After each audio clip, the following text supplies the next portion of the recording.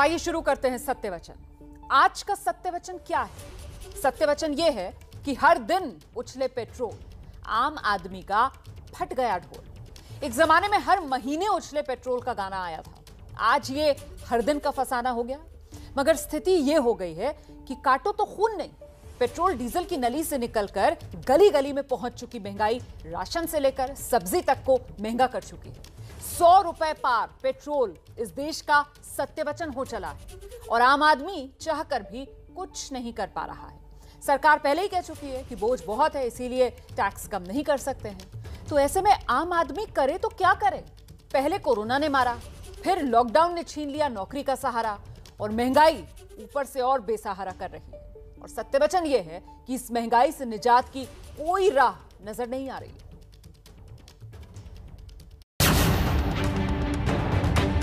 Petrol पर 27 पैसे की बढ़ोतरी हुई है और डीजल पर 28 पैसे की। आज हम ये बेशरम का पेड़ और बेशरम के फूल दे करके कुंभकर्ण की नींद में सोई उसको जगाएं। और जिस तरह से रेट बढ़ाए जा रहे हैं उस हिसाब से नहीं लगता है कि आगे सरकार भी चलेगी। बहुत महंगाई है, बहुत महंगाई है। पेट्रोल पंप के डिस्प्ले पर आप देखेंगे, यहाँ पर आपको 96 रुपए 70 पैसे दिखाई देगा। महंगाई की मार मोदी सरकार, और मोदी सरकार ही हरकतें कर रही है।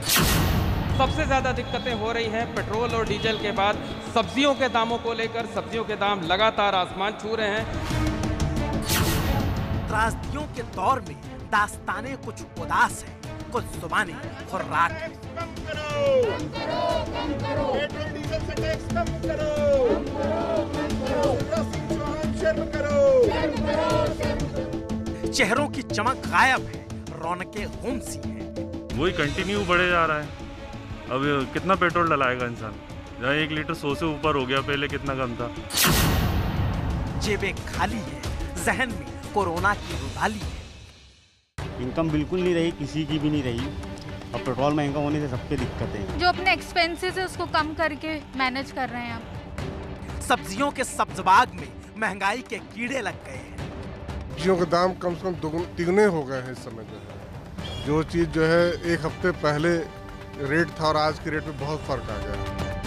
राशन के खेल में, खाने के तेल में महंगाई डायन ने डेरा डाल लिया है। दालों को ही ले लो, पहले दालें जो आती थी जिस रेट में उसका डबल रेट हो गया है। सिलेंडर जो आती थी 600 में, अब 820 के आएंगे। पहले जो सीधा में मंगवाती थी 4000 का, अब 8000 का। बहुत ज़्यादा महंगाई हो गई है। और उस पर इंतहा ये कि पेट्रोल डीजल में हर रोज लगी आग सरकारी है। हर रोज बढ़ते दाम आम इंसान की हार्ट बीट बढ़ाने के लिए काफी है। इस वक्त जो ताज़ा डीजल का भाव है वो है 87 रुपीज़ 73 पैसे और अगर पेट्रोल की बात करें तो पेट्रोल 96 रुपीज़ 97 पैसे पहुंच गया है। आज मुंबई में पेट्रोल फिर 26 पैसे बढ़ चुका है और आज की कीमत पहुंच चुकी है 103 रुपए 12 पैसे। पेट्रोल के दाम ज़्यादा बढ़ गए, इससे बहुत मैं अभी धक्का मार के ला रहा हूँ गाड़ियों को। ऐसे अगर सरकार रहेगी तो पेट्रोल आज 100 है, कल 200 हो जाएगा। अभी आप ही बताओ क्या रास्ता है? जब तक ये महंगाई बढ़ती रहेगी तो पेट्रोल के दाम तो नीचे आएंगे नहीं। ऐसा पेट्रोल के दाम पे कुछ कहेंगे? कुछ तो बताइए। आर्थिक राजधानी मुंबई में पेट्रोल का दाम 103 रुपए लीटर पार कर गया तो आम आदमी ने यूं बेबसी से हाथ झटकते हुए कुछ भी बोलने से मना कर दिया। ऐसा पेट्रोल के दाम पे कुछ कहेंगे? कुछ तो बताइए। कह सकते हैं कि पेट्रोल डीजल के फंदे ने आम आदमी के गले को कुछ इस कदर जकड़ लिया है कि हलक से जुबान तक नहीं निकल रही। बहुत महंगाई है, बहुत महंगाई है।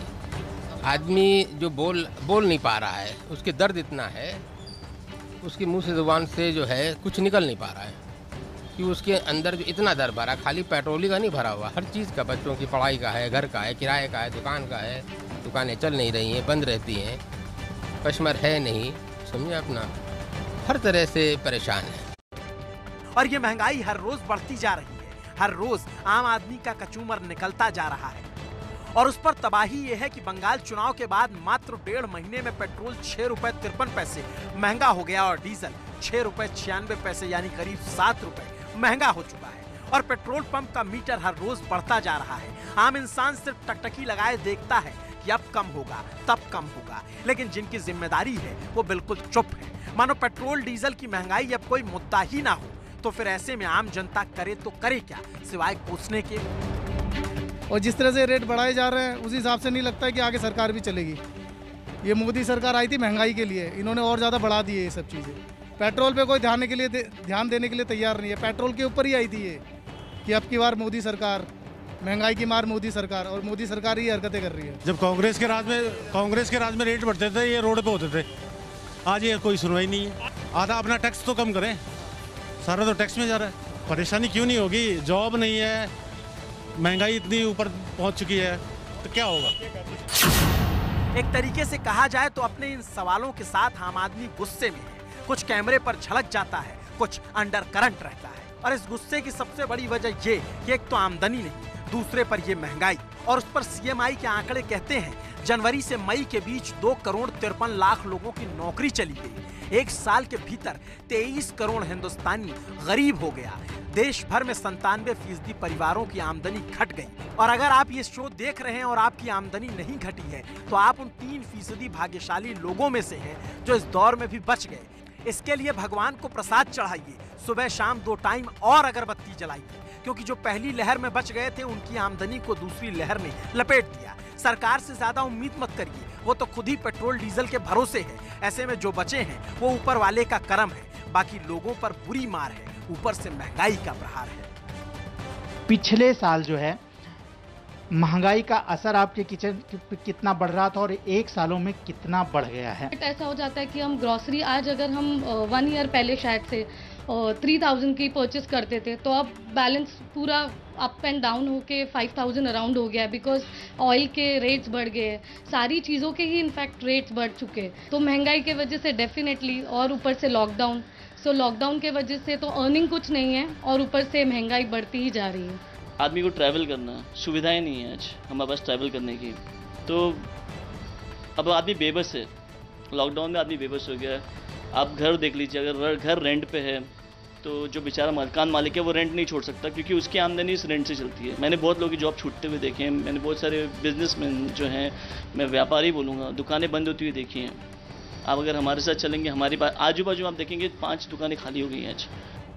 घर घर का बजट बिगड़ा हुआ है। त्रासदी यह है कि कमाई तक नहीं। ऐसे में आम आदमी क्या करे? राशन से लेकर सब्जी तक सब कुछ तो महंगा है। विपक्ष के नेता इस पर राहुल गांधी ट्वीट कर लिखते हैं, मोदी सरकार में विकास का ये हाल है कि अगर किसी दिन पेट्रोल डीजल के दाम ना बढ़े तो ज्यादा बड़ी खबर बन जाती है। विपक्ष हमलावर है और सत्ता के नेता इस पर बोलने से बचते हैं, और जो बोलते हैं वो कमाल बोलते हैं। विश्व बाजार में क्रूड ऑयल की कीमतें बढ़ती हैं तो यहाँ पर भी बढ़ता है, क्योंकि यह जो चल रहा है सिस्टम, अगर श्री राहुल गांधी जी को याद नहीं है तो अपने उस समय के पेट्रोलियम मंत्री से पूछें, वो सिस्टम उन्हीं के सरकार में लागू हुआ था। डे टू डे प्राइस घटने बढ़ने का विश्व बाजार से लिंक रहता है। वो लिंक में जो बढ़ता है तो बढ़ जाता है, घटता है तो घट जाता है। उत्तर प्रदेश के डिप्टी सीएम केशव प्रसाद मौर्य को या तो जानकारी नहीं है या तो जानबूझकर अनजान बन रहे हैं और गलत बयानी कर रहे हैं। कहते हैं रोज रोज दाम बढ़ाने का सिस्टम कांग्रेस सरकार लागू कर गई थी। अगर श्री राहुल गांधी जी को याद नहीं है तो अपने उस समय के पेट्रोलियम मंत्री से पूछें, वो सिस्टम उन्हीं के सरकार में लागू हुआ था। डे टू डे प्राइस घटने बढ़ने का विश्व बाजार से लिंक रहता है। वो लिंक में जो बढ़ता है तो बढ़ जाता है, घटता है तो घट जाता है। लेकिन सत्य वचन यह है कि कांग्रेस नहीं, मोदी सरकार में 2017 में हर रोज पेट्रोल डीजल के दाम बढ़ने का नियम लागू हुआ। लेकिन इसके लिए भी पिछली सरकार पर ठीकरा फोड़ना सरासर गलत है। आप पैसा ले रहे हो ना केंद्र सरकार, और घटाए प्रदेश सरकार, और प्रदेश सरकार ने घटाया अभी। छत्तीसगढ़ में पेट्रोल 6-7 रुपए लीटर सस्ता है बनस्पति मध्य प्रदेश के, जहां आपकी सरकार है, बीजेपी की सरकार है। तो कुल मिलाकर अगर देखें आप तो लूट भाजपा सरकार कर रही है, करा रही है। अगर सेंट्रल एक्साइज जो बढ़ाया है कांग्रेस के कार्यकाल का कर दे 2014 का मई का, तो आज 32 रुपए सस्ता हो जाएगा। विपक्ष के कई सवाल हैं और सच्चाई तो ये है कि पेट्रोल डीजल से मिलने वाला टैक्स यानी एक्साइज ड्यूटी का पैसा केंद्र सरकार के लिए दुधारू गाय की तरह काम कर रहा है। और पिछले 1 साल की माने तो देश का पूरे विकास का जिम्मा पेट्रोल डीजल ने अपने कांधे पर उठा रखा है। क्योंकि अगर 7 साल के आंकड़ों की तुलना करें तो फिर पाते हैं कि 2013-14 में पेट्रोल डीजल से केंद्र सरकार की कमाई 51,053 करोड़ रुपए हुई। 2014-15 में सरकार बदल चुकी थी, मोदी सरकार के आंकड़े आते हैं। 72,160 करोड़ 14-15 में कमाए। 2015-16 में टैक्स बढ़ा तो आंकड़ा भी बढ़ा, 1,53,736 करोड़ की कमाई हुई। 2016-17 में टैक्स और बढ़ा तो कमाई और बढ़ी, 2,15,392 करोड़। 2017-18 में 2,03,494 करोड़ केंद्र सरकार ने कमाए। 2018-19 चुनावी साल था, चुनावी साल में टैक्स कम किया गया तो आमदनी घट गई। 2018-19 में 1,52,631 करोड़ केंद्र सरकार ने कमाए, लेकिन चुनाव खत्म हुआ तो टैक्स वापस बढ़े। 2019-20 में 2,01,396 करोड़ की कमाई हुई। और फिर आता है ये साल 2020-21 के अप्रैल से लेकर जनवरी तक महीने में ही 2,94,481 करोड़ कमा लिए गए। यानी इस बार एक साल भी पूरे नहीं हुए, मात्र 10 महीने में केंद्र सरकार ने पेट्रोल डीजल से उतनी कमाई कर ली जितना कभी किसी साल में हुई ही नहीं। यहाँ तक कि पिछली सरकार के मुकाबले कमाई 6 गुना बढ़ गई। लेकिन लोग इस बात पर भी आश्चर्यचकित हो सकते हैं कि आखिर जब इस दौरान 2 बार लॉकडाउन लगा तो ज्यादातर वक्त तो लोग घर में रहे, तो फिर सरकार की कमाई कैसे बढ़ गई?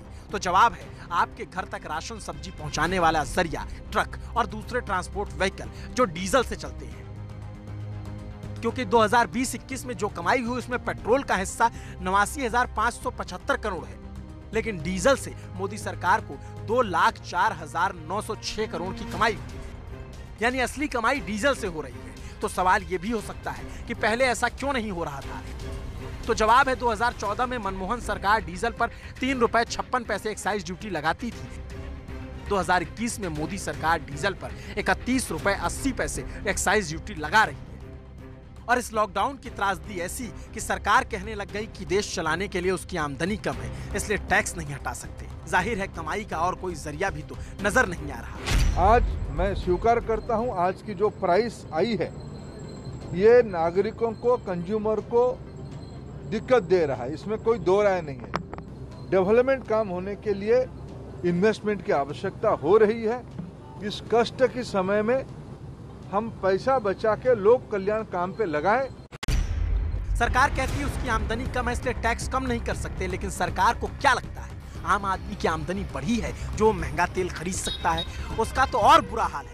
पता नहीं सरकारें किस राजभवन, किस महल में रहती हैं जहां तक आम आदमी की वेदना पहुंचती ही नहीं। लखनऊ के इस परिवार से पूछिए महंगाई और बेरोजगारी क्या चीज है।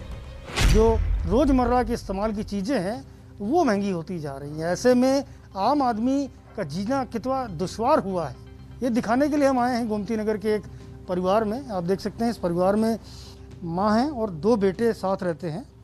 एक बेटे की नौकरी चली गई है। सर लॉकडाउन के चलते ही जॉब चली गई थी और उसके बाद से अभी तक मिली नहीं है और घर चलाने में काफ़ी दिक्कत हो रही है और महंगाई तो दिन पर दिन बढ़ती ही जा रही है, हर चीज़ के रेट बढ़ते ही जा रहे हैं।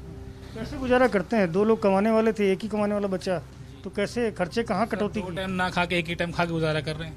ज़्यादा महंगाई, तेल रिफाइंड तो इतना महंगा हो गया है सर, हम लोग क्या खाएं? हम लोग रोज कमा के रोज खाने वाले इंसान है सर। इस समय हस्बैंड का भी काम खुला तो है लेकिन सर उस तरह नहीं चल रहा है जिस तरह चलना चाहिए।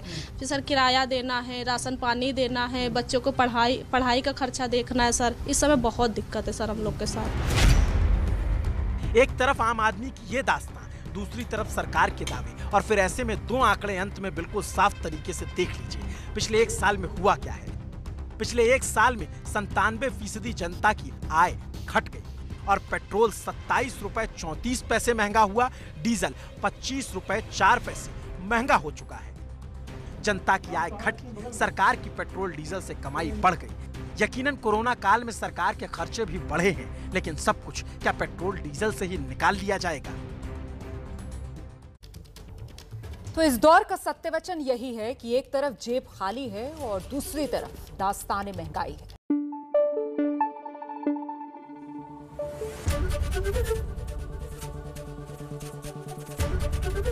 एबीपी न्यूज आपको रखे आगे।